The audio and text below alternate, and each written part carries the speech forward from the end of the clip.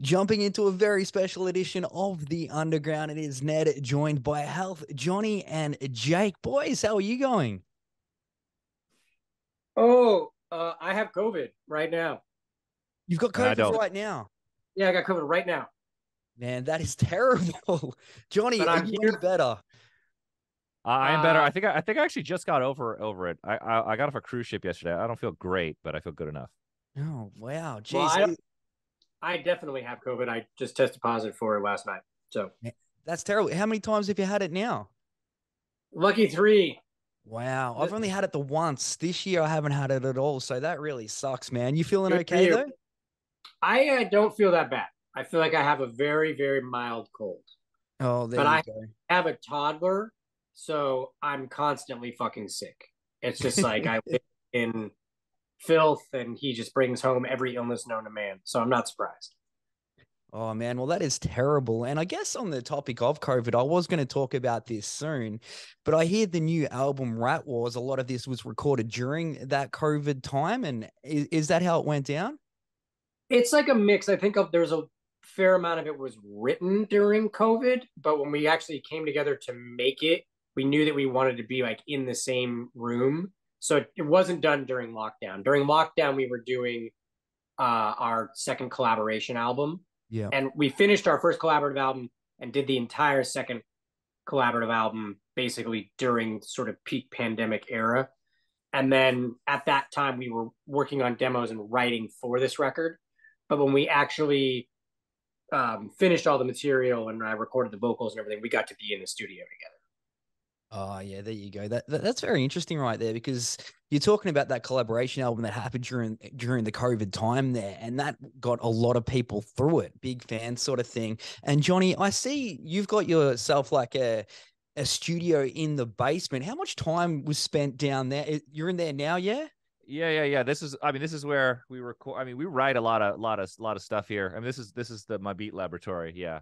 We didn't do the majority. I think the main meat of the album though we did this different venue studio called Venice Way. But this is where I work out of.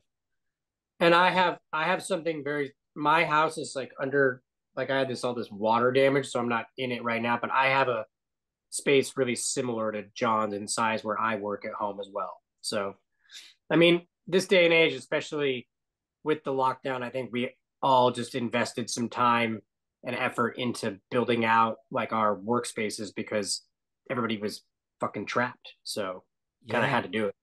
Yeah, and Jake, it's so funny that you say, and not funny, but you say that you've got water damage happening at your place. My studio, where I'm sitting in right now, literally on Friday, flooded, probably that much water, and it knocked out half of my vinyl collection, the whole sort of thing. And one of the Uh, questions I was going to ask you guys was, what do you guys are you big into the collecting and that sort of thing? Like this seriously wiped out thousands of dollars worth of vinyl, and I was absolutely shattered. What would be like both of you guys, like your most sort of prized possessions that you would be shattered if this was to happen to you? well, my mom was a bit of a hoarder. Hmm. So I've had like a strange relationship with holding on to things. Like I usually just tend to like, get rid of things because sort of as a reactionary complex to her You've not gone being the able other to let way. things go. But as I've gotten older and sort of been staying in the same place, like I have a vinyl collection, but I stopped buying vinyl kind of for that reason. Like it's got to the point where I'm like, okay, I don't need any more of that. I always just been a very avid reader, so I have a lot of books, but I feel like I could let that shit go. The weird thing that I never thought I would do that was not an issue like for most of the band was any kind of gear or guitar collecting and but subsequent I think the pandemic and right before I kind of started amassing this bigger guitar collection. So it's like, oh, like I always wanted a Rickenbacker 360, or like I don't have a Les Paul. Like I should have a Les Paul. Like I don't know why and then so now I have all these fucking guitars. And I think that like when I think about the house getting damaged or something, that's what I would think of as like my guitar collection. Or how Probably about because you, it's the Johnny? most Like, yeah, I expensive. hear you on the guitars. What would be most shattering for you, Johnny? I just anything expensive like my gaming PC, but I would just build a new one. I try to not have Yeah. sentimental stuff with this stuff. Vinyl too. I have the same thing with Jake. I have a ton of vinyl. It's just hell to move. Mm. I do have some nice stuff that I collect, but Well, I tried to be too sentimental. I'm not much of a collector. what Yeah. you have though, John, is you have your house. You actually have a Yes. house. No, yes, that's obviously, I just if something happened to the nice wood up there, I'd be very sad. Because it's so much money to fucking fix too. You'd be like, oh God, I'm fucked. You know. Yeah, but I would say neither of us are big collectors at all, except for I just started kind of collecting guitars. So Yeah. That's an expensive habit to have there, Jake. I tell I you know what. it's not a good. Well, luckily, like we have this tremendous relationship with Fender, who has like given us some Oh, guitars that's over the cool. years, and I think that so it's like half of my collection is but by the grace of Fender guitars. Wow. And then when I started dipping into like, oh, I wanted a Rickenbacker or I want another type of guitar, I'm like, fuck this. This is a terrible hobby. It's too expensive. It's especially now, like anything like that. Classic guitars, classic cars, anything old, it's fucked. It's like so expensive. Yeah, yeah, no, I definitely hear what you're saying, but guys, I've actually gone totally left field with this. So don't even know. I'll get back to where what I wanted to talk about was the album Rat Wars.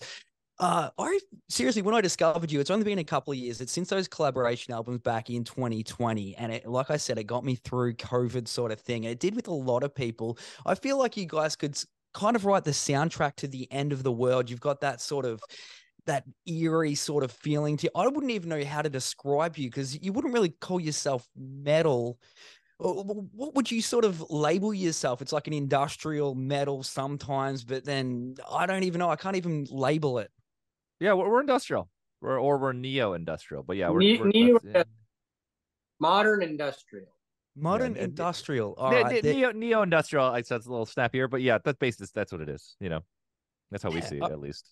All right, there, man. I absolutely love that right there. And one of the first things I was thinking was these guys could do a score for a soundtrack for a movie or something like that, and then discovered that you've done gaming. How did that come about? Like, you were approached by a video game company, yeah? Max We just got Payne? very, very, very lucky. They just asked us. Makes no sense. It's true. We I just mean, can't no, no, explain it. I think it makes sense in that ultimately how the project turned out, we were very proud of, and I think they were very happy with. But we had no premonition or idea that anything like that would happen. We were just in New York playing a show. Ended up they wanted to meet with us. We thought, okay, maybe we'll have a song on like one of the Grand Theft Autos, that Yeah. kind of thing. And then it turned into, hey, you want to work on some music? And then that snowballed into, okay, you're doing the entire score to this giant video game. And we were basically just like fucking noise band that it was playing warehouses. And then all of a sudden we had to write an incredibly large volume of music, many times over more music than we had ever written in our career up to that point.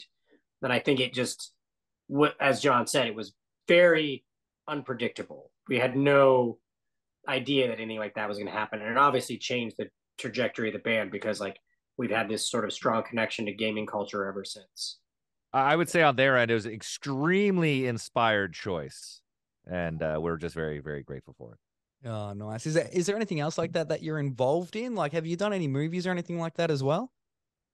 We did this We very small indie film called Spaghetti Junction, but we would like to do a movie. We'd really like to do a game, though. I gotta say, another big game. Yeah, I mean we love Yeah. scoring. Like John and I are just fans of other visual mediums and it being able to contribute to something and like make it more emotionally effective. It's like pretty gratifying. And you still get to write music, but it doesn't have the same sort of pressure that your own band takes on. Like you're just assisting in the process rather than making yourself a focal point. Yeah, no, I love that right there. Switching things up, got to talk about your videos here. The Unloved video, Johnny. How much fun was it for you to, sorry, not the Unloved video, the video where you dress up in the like you're in Oh, the ashamed, comedy. ashamed Ashamed, video. yes. Sorry, I lost it off the top of my head there. How much fun was that for you to get out there and get on that suit looking anime thing that you had on? That's great. I mean, we went to Dragon Con and Anime Expo. I love going to cons, and Dragon Con in Atlanta is kind of my favorite con because it's a party first and con second. and it's southern, and it's totally just open. Like it's Yeah. if you go down each convention line to go shopping, at the end of each one, there's just a bar.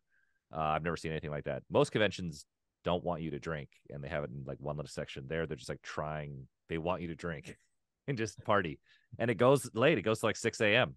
every night. Oh, it's like It's an all-night bizarre. bender sort of thing. There you go. And it's not in a convention hall. It's just in 4 hotels that are connected by bridges.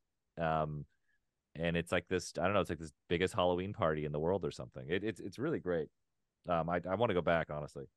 Yeah, man, it made for a very interesting video and like just crazy. Like when you hear that song, that's not what you expect to put on the videos. Who's the sort of the mastermind behind the videos? Is it both of you guys or? We throw ideas around. For some, I think I had this idea where I was like, we should really got to do something at a con, and the original idea for this video was way more ambitious, and I wanted the whole band there. We're gonna film all these parts, but it kept changing as we got it, and then when Jake saw the footage, he's just like, dude, just play it like this. Don't do all this fancy stuff, and I think it's better that way, and it was more emotional the way that we ended up doing it, which is I think that there was an idea that John had that was like more, like how do we integrate the band into it? Like, is there footage of me and BJ, the drummer? And yeah, it just felt like, I think that you just always have to defer to the actual material that you have. And yeah, just I think telling the story just in the same way that you would use an actor in a music video to be the main character. It's just like John's the main character, and you don't need to muddle it with like, oh, but we got to see a guy singing. I think the image Yeah. the message communicates itself more clearly in a simplistic way. James Marquez, my friend who co-directed with me, he had the idea where he's like, dude, let's just film like Chungking Express because like we have no budget and we're just gonna be doing this on the fly and we just got this natural light and that's why it's all slow shutter like that. And so, I love that movie and I think it's really cool. You haven't seen that in that context, so it actually looks very fresh. Yeah. Yeah. No, 100%. Any more to come off the album there, fellas? I think so. We haven't released the proper music video for Children of Sorrow yet, so that'll come out next year, and we might do another one.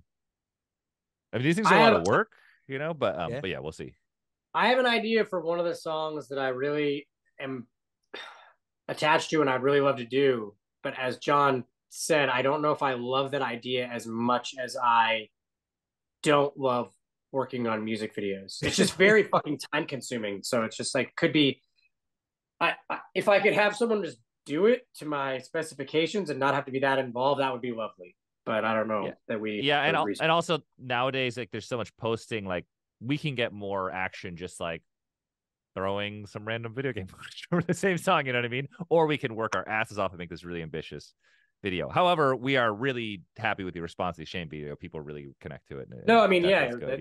The effort was put into that video, and I think that people are reacting to it. So that's great.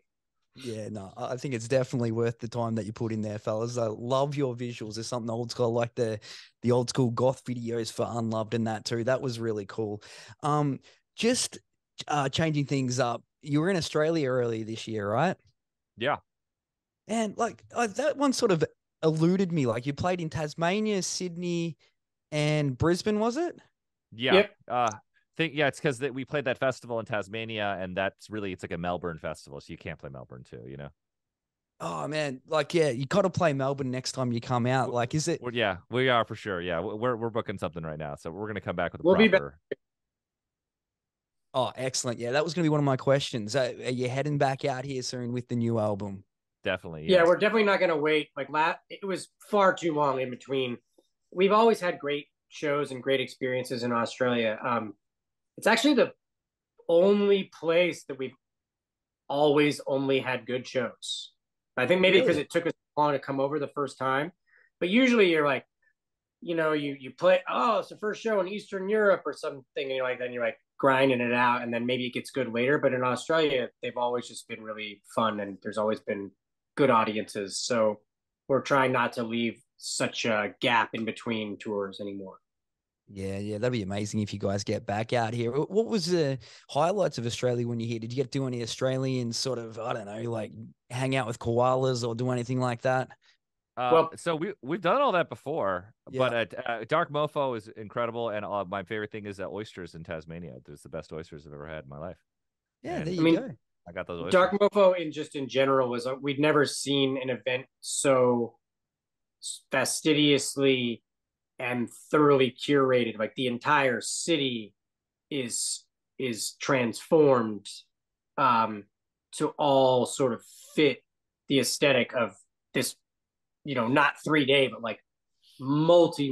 It's like it spans like over a week, and so that was a really unique experience, and I think that was definitely the highlight. Like spending that time in Hobart and like just the place you go to eat, the Winter Feast Hall is like I've never seen anything like it. It's fucking incredible. No, there you go. And it's crazy that you did go to Tasmania because I was sort of talking before. Most people sort of do the East Coast and Tasmania gets missed. So those guys were lucky to get you. We've actually been there one other time. We were there Really? for we were there for the inauguration of the of Monoforma, the museum there. And so and that's who basically puts on Dark Mofo as well. Yeah. So we had been there and gotten to stay for 3 or 4 days the first time as well. So we're one of the strange bands where we've actually been to Tassie twice. Yeah. That's crazy. Yeah, look Yeah. out. All right, guys. Well, I am running out of time, but before I let you go, I want to grab a recommendation from you both. It can be anything, something that you might be into outside of music and that sort of thing. We'll kick things off with you, Johnny. What's a I recommendation from you? I have to recommend Baldur's Gate 3. It is one of the greatest RPGs ever made. It is so long. It's so impressive. I'm gonna go back to playing it right now once we get off this thing. Nice. How about you, Jake?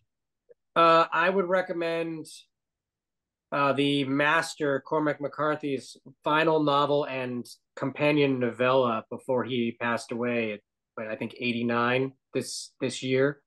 The Passenger and Stella Maris. It's like one's just a full novel and the other one's a companion novella. But I mean, it's his last books. I don't think there's going to be another writer like that. So that would be my recommendation. Oh, I love that right there. Very much left field. Well, thank you so much for taking time out, guys. The album Rat Wars drops December 7. It is a damn good one. Be sure to pick it up. You will love each other.com's got all of Health socials on there as well as links to pick it up on vinyl. I'm going to have to get myself, I'm going to restart the vinyl with that Health one. I do think. Really appreciate you taking time out, fellas.